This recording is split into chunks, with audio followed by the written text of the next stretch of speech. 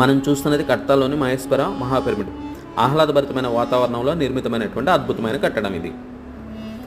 ధ్యానులందరికీ కూడా స్వర్గధామం ఈ పిరమిడ్. దాదాపు 113 మీటర్ల ఎత్తులో 6,000 మంది పైగా ధ్యానులు ఒకేసారి కూర్చుని ధ్యానం చేసేందుకు వీలుగా ఈ యొక్క నిర్మాణం జరిగింది. ప్రతి సంవత్సరం డిసెంబర్ 21 నుంచి 11 రోజుల పాటు ధ్యాన మహాచక్రాలు ఇక్కడ నిర్వహిస్తారు. ఈ యొక్క ఉత్సవాల యందు దేశం నలుమూలల నుంచి కూడా లక్షలాది మంది ధ్యానులు ఇక్కడికి ఇచ్చేసి ధ్యానం చేసుకుంటారు.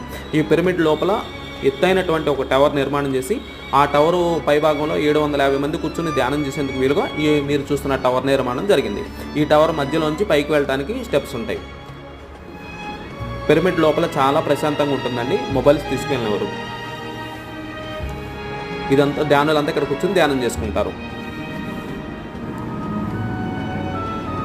చూస్తున్నారు కదా, పిరమిడ్ మధ్యలో ఎత్తైన టవరు పత్రిజీ సమాధి. ధ్యాన మహోత్సవాలు ఈ విధంగా నిర్వహిస్తారు 11 రోజుల పాటు.